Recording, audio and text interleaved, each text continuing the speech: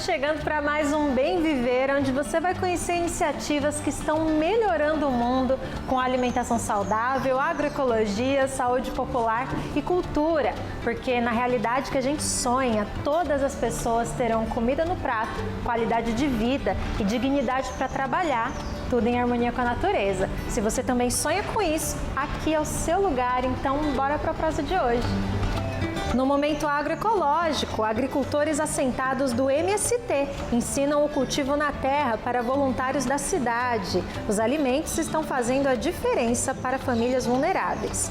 No Comida de Verdade, a Letícia Massula traz um clássico da culinária italiana, o macarrão ao molho pesto. Identidade alimentar. No Alimento à Saúde, você vai entender a importância de formar hábitos alimentares saudáveis ainda na infância.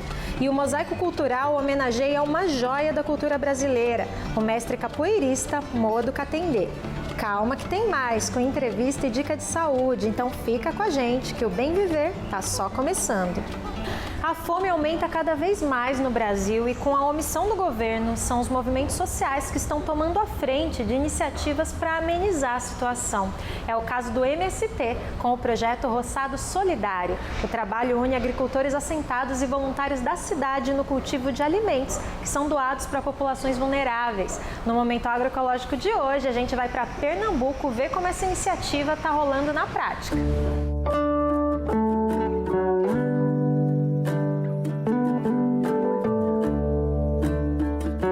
A iniciativa tem convidado voluntários que moram na cidade para conhecer de perto a realidade de um assentamento do MST.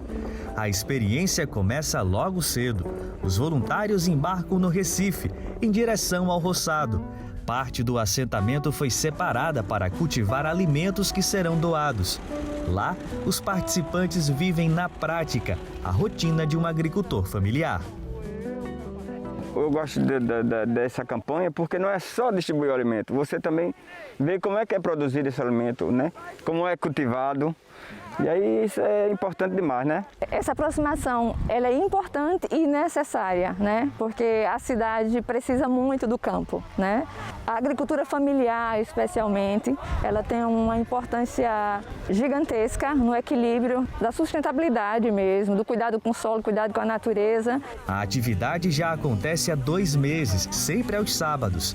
Cada edição tem a presença média de 70 pessoas. Os participantes aprendem a cada encontro técnicas de cultivo e cuidados com a terra. Pegar na enxada com a gente aqui, que às vezes muita gente acha que é fácil, mas não é. É fácil para a gente que vive o dia a dia aqui. Mas para mim é uma satisfação grande, uma tremenda satisfação de estar recebendo esse pessoal lá da cidade e vir aqui botar a mão na massa aqui mesmo e ver como é que a gente produz alimento. O que nós estamos iniciando aqui é uma agrofloresta, então nós vamos produzir uma infinidade de alimentos de tipo com uma produtividade muito maior, com a preservação do meio ambiente, com a preservação do solo. Entre uma atividade e outra aqui no roçado, os voluntários participam de pequenas demonstrações como essa que o instrutor está fazendo. Mas o trabalho não para por aqui, continua também na cidade, agora com a distribuição de alimentos. Tudo que é produzido no roçado vem parar aqui, na periferia do Grande Recife. A campanha hoje está presente em 16 bairros da cidade. Um dos territórios contemplados é o bairro de Brasília Teimosa. Frutas, verduras e marmitas são distribuídas para as famílias pelos agentes da campanha Mãos Solidárias. Além de comida, eles levam informação sobre o combate à pandemia. Essa união é fundamental para nós avançarmos e superarmos esse momento de crise. A esperança maior que a gente tem no Brasil é essa, de trabalharmos juntos pelo um bem coletivo, fazer o bom uso do solo.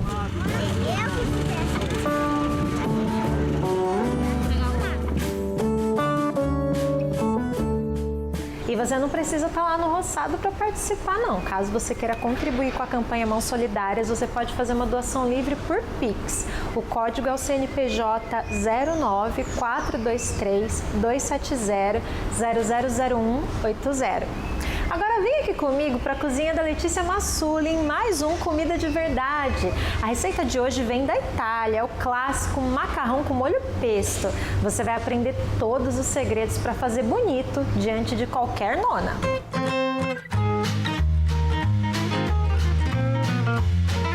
Oi, Luana. Oi, pessoal. A receita de hoje vem lá de Gênova, na Itália.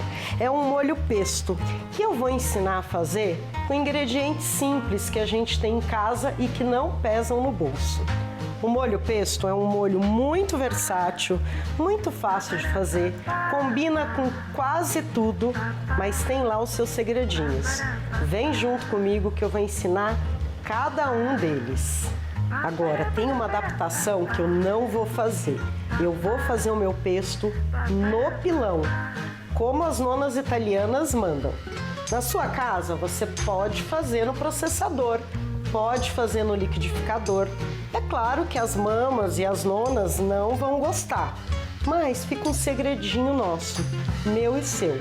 Se quiser rapidez, manda ver no processador. Para fazer o molho pesto, você vai precisar de manjericão, parmesão, alho, sal grosso, semente de girassol, azeite e um pilão.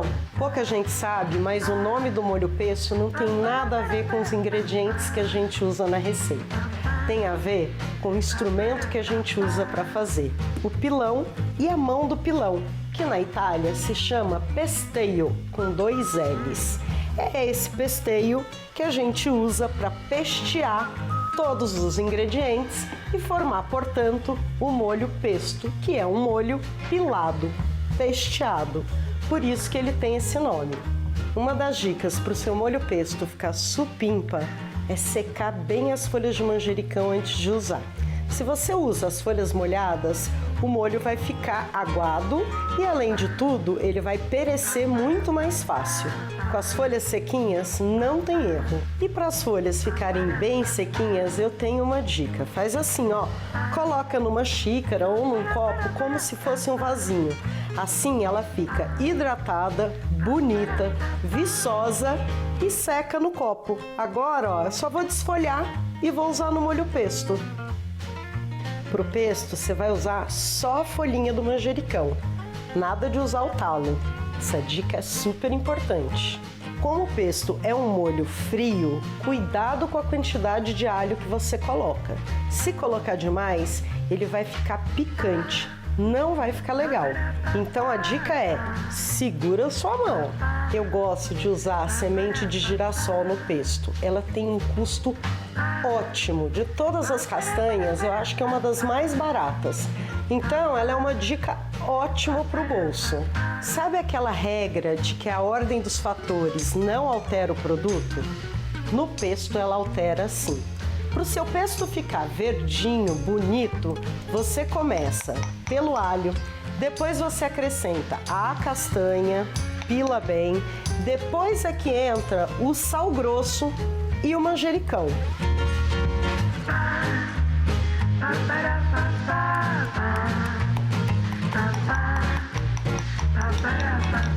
Por último, o queijo.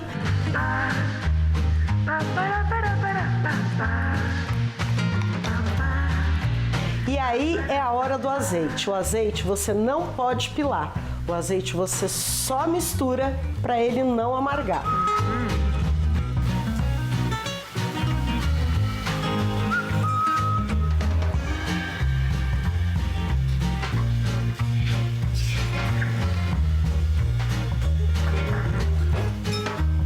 Você pode servir o molho pesto assim, que nem eu, com massa. Mas também pode comer ele puro com pão ou servir com aves, com carnes, com peixes. O danado vai bem com tudo. E tem mais uma qualidade importante dele: congela super bem. Se tiver manjericão sobrando na sua casa, já sabe, faz molho pesto, congela, que você tem uma refeição rapidinha. E se fizer aí na sua casa, já sabe, passa nas redes do Brasil de Fato ou no meu blog cozinhadamatilde.com.br e me conta o que você achou. Até a próxima! A adorei saber a história do molho, que dá para fazer ele de um jeito bem fácil e com baixo custo. Letícia, mais uma vez você arrasou. Beijo para você e até a próxima. Identidade alimentar, já ouviu falar disso?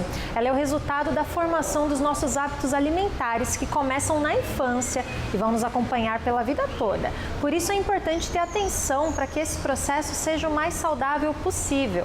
Vamos saber como no Alimenta Saúde.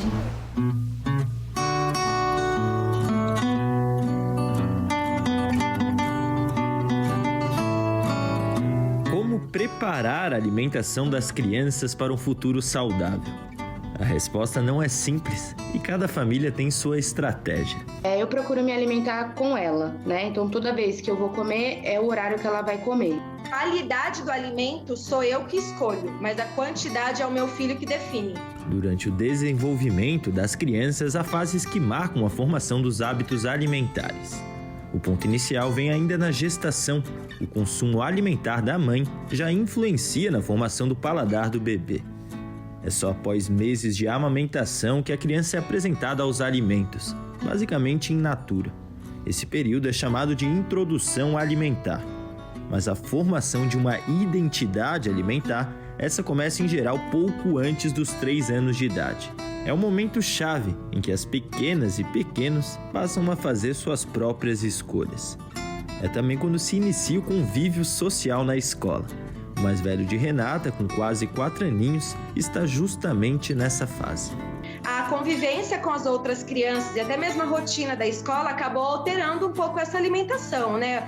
Frequentar festinhas dos amiguinhos da sala, ou às vezes as outras famílias mandam lembrancinha para a escola para entregar para os demais alunos. Então foi o meio onde ele acabou conhecendo um pirulito, uma bala de goma. Foi através da vivência social que iria acontecer um dia ou outro.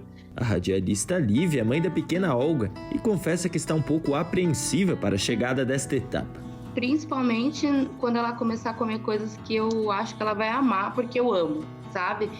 E com certeza tem essa apreensão, porque aqui a gente gosta muito de doce e consome.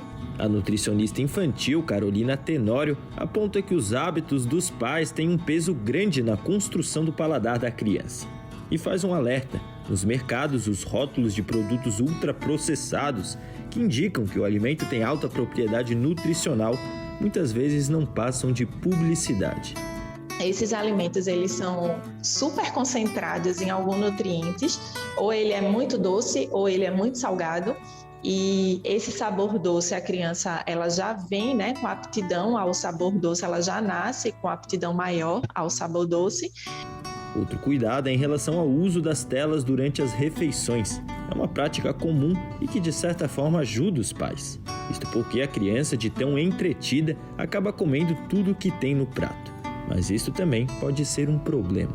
A criança, ela passa a não perceber o que ela está comendo, né? E essa não percepção leva também a um erro alimentar, porque a criança, ela precisa desse autocontrole, né? O quanto eu estou comendo, o quanto eu consigo comer.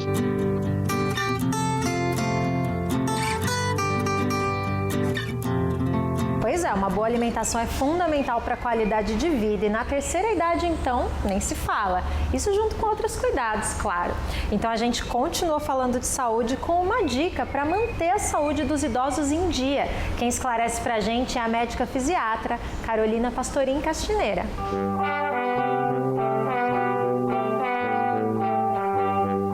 A gente sabe que com o passar da idade surgem algumas limitações, surgem algumas incapacidades, mesmo que temporárias, né? Algumas se tornam permanentes. Mas é extremamente importante a gente trabalhar em cima dessas incapacidades, dessas limitações funcionais. E a gente consegue fazendo isso com um bom estilo de vida, né? A gente sabe que não é fácil para todo mundo ter uma qualidade de vida, porque as condições socioeconômicas são muito graves, né? Mas é importante ter uma alimentação equilibrada, não precisa ser a alimentação mais chique, uma alimentação equilibrada, que tenham todos os componentes necessários para manter um bom funcionamento do organismo, uma boa hidratação. Isso é importante falar, que os idosos tendem a perder a capacidade de sentir sede, então eles tendem a beber menos água. Então é extremamente importante manter o corpo hidratado, manter um nível de atividade física, manter o corpo ativo. O idoso tende a ficar mais imóvel, a gente fala que é um imobilismo que surge.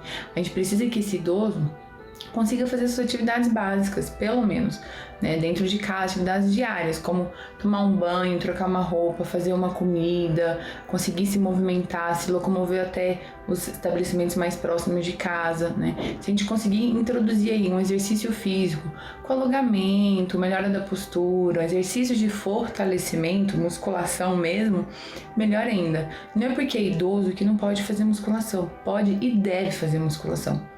E é extremamente importante cuidar da saúde mental.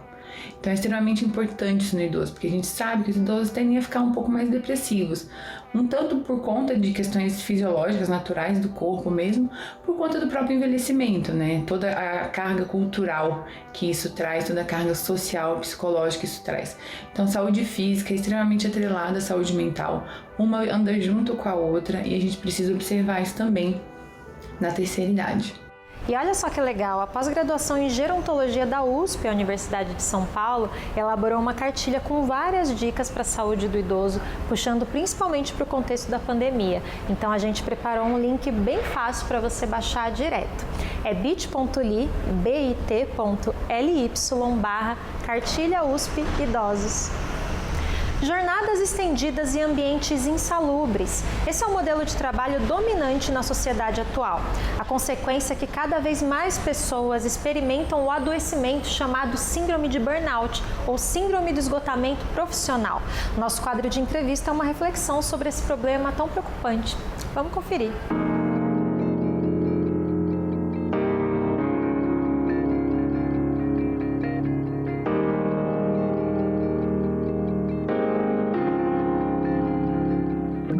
A gente tem um problema nas expectativas de futuro e de horizonte, quando a gente vai falar, quando é que eu vou descansar? Quando é que vai ser me permitido descansar? Isso pensando no país onde a gente tem uma informalização absurda, já que um monte de pessoas já não se aposentam, né? E aí eu já começo a colocar o meu segundo ponto de problematização, porque a gente está falando na pandemia e do home office, mas talvez o home office tenha invadido as nossas residências já há muito tempo. Né? A gente passa pelas redes sociais por um processo de colonização do tempo do trabalho no tempo das nossas intimidades na nossa casa. Né? A gente vai para um final de semana, mas o trabalho vai com a gente. E o terceiro ponto, a gente pensar essa questão da nossa responsabilização coletiva, e eu já estou concluindo, vamos pensar um pouco a gestão das empresas. Quando a gente sai do pós-guerra, 1945 em diante, a gestão sobre o sofrimento das pessoas, ela era pensada de que o sofrimento fazia mal para os negócios. Nos anos 70, a gente muda um pouco esse paradigma. Parece que, a partir daí, a gente tem uma gestão que quanto mais eu incutir o sofrimento, dependendo do sofrimento que eu estou causando nos funcionários, eu posso ter um ganho de produtividade. Que todos esses três processos, ele vem acompanhado com um discurso da responsabilização individual dos funcionários.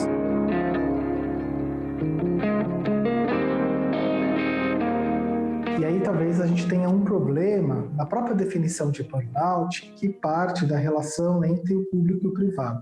Aquilo que é da minha intimidade e aquilo que é das minhas relações de trabalho, que é uma visão liberal e burguesa de se ver o sujeito e a realidade.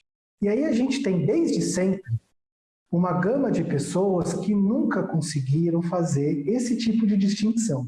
A gente precisa olhar a questão de gênero, principalmente as mulheres que têm dupla jornada. Quando a gente vai falar de burnout e excesso de trabalho, a gente não reconhece o trabalho do cuidado do filho, o trabalho do cuidado da casa, como algo do trabalho e da reprodução social da sociedade e também da produção de riqueza.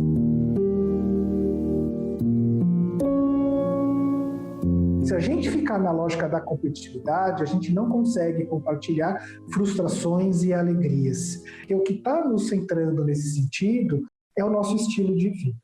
E a centralidade do que o trabalho tem nesse estilo de vida que nós estamos adotando. E, aliás, o que é esse estilo de vida? Que nós somos puramente trabalho. Então, a gente tem que, ao mesmo tempo, produzir espaços em comum e mexer nessa ideia de sucesso, nessa ideia de felicidade, que estão nas redes sociais, e esses ideários, eles estão nos adoecendo. E aí, pensando na categoria do burnout, né, e das categorias médicas, a gente passa por um processo de medicalização das frustrações e dos sofrimentos. Talvez a gente precisasse entender que o sofrimento e a frustração, ela não é da ordem do patológico, mas sim do ponto de vista moral. Ou seja, 100% da humanidade. Em todos os tempos históricos vai ter os seus processos de frustração e de infelicidade que a gente precisa, de alguma maneira, aprender a compartilhar. É se estabelecer melhor, se pensar melhor, compartilhar melhor, encontrar as pessoas, se pensar enquanto comunidade para compartilhar experiências, enfim, né? O sujeito executor de tarefas não está deixando que vocês, eu, paremos para pensar sobre nós mesmos. E talvez essa seja a maior dica e o ponto fundamental que a gente precisa fazer: parar.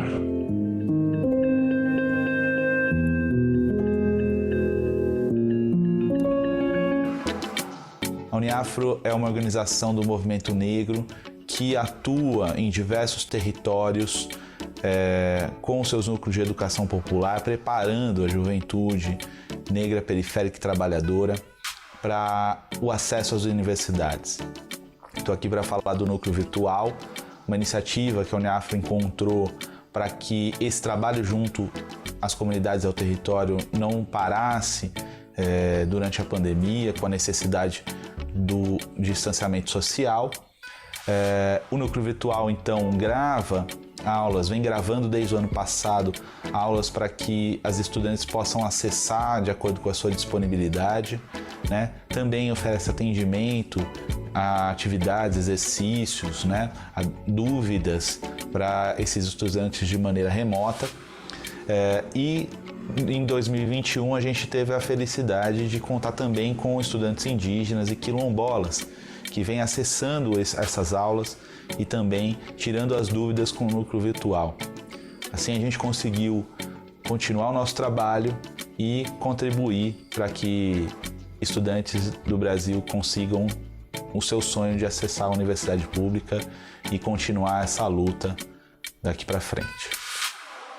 Um abraço, Diogo, e todo o nosso agradecimento e respeito à Uniafro, que já tem 12 anos que faz esse trabalho tão importante para a igualdade racial no nosso país. E você de casa, se quiser conhecer os projetos, contribuir, entra no site uniafrobrasil.org. Falando em educação e igualdade racial, vamos agora lembrar de um mestre desses valores.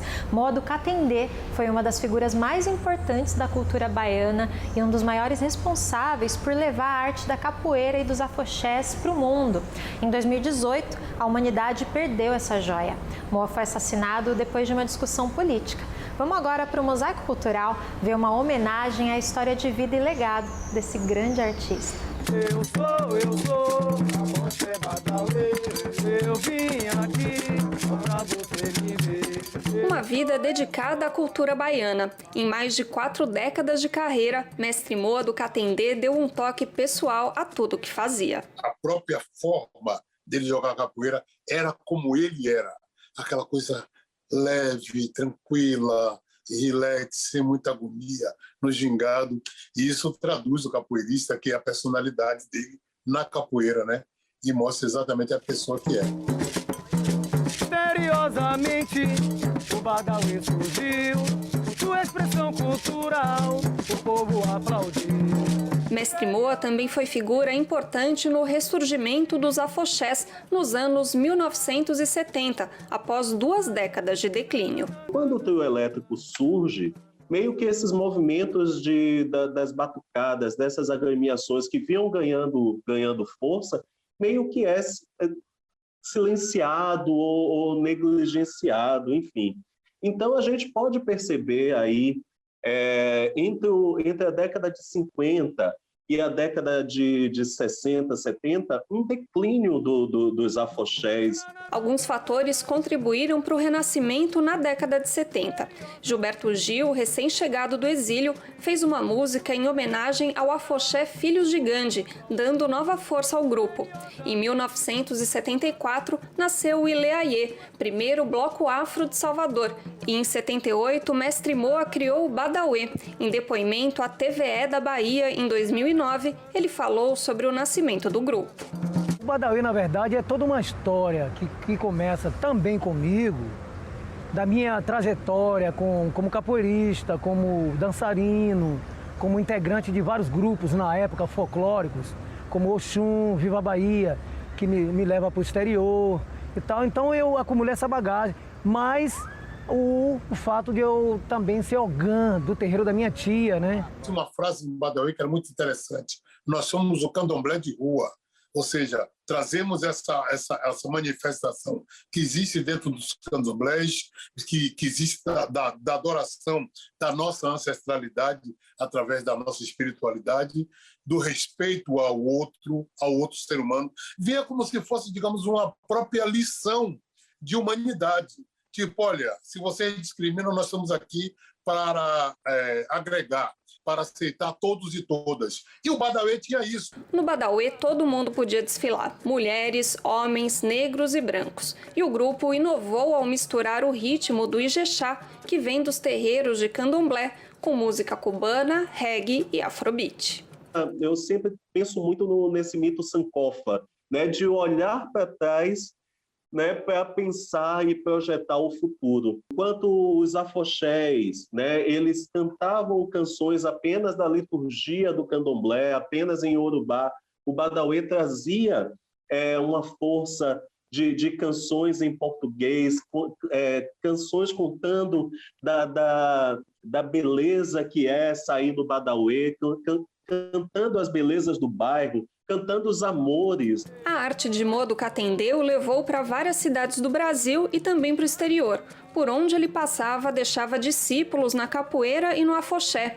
A morte trágica interrompeu uma trajetória que ainda tinha muita estrada pela frente. Mas seu legado, esse permanece. A gente tem uma lacuna com a partida de Moa muito grande dessa figura enquanto um griot, enquanto um mestre, enquanto alguém que estava disposto a passar o conhecimento, a trocar a experiência. Ele fazia esse papel como muitos outros negros fazem, de aquilombar-se para ajudar, ou seja, usando uma frase do samba do Recôncavo aqui, aprendendo a ler para ensinar os camaradas. É o mais lindo afoxé, candomblé de rua. É o mais lindo afoxé, candomblé de rua. E assim a gente encerra mais um Bem Viver. Que alegria estar aqui contigo e poder sonhar junto com uma realidade mais gentil para todos nós. Se você tiver sugestão de pauta aqui para o programa, a gente recebe com o maior prazer. Escreva para o e-mail programa bemviver@cpmedias.org.br. E o Bem Viver também está na rádio. Você ouve de segunda a sexta em mais de 20 emissoras pelo Brasil e pela rádio web, que é radiobrasildefato.com.br. Eu estou indo embora, mas te espero semana que vem em mais uma edição inédita. Até lá!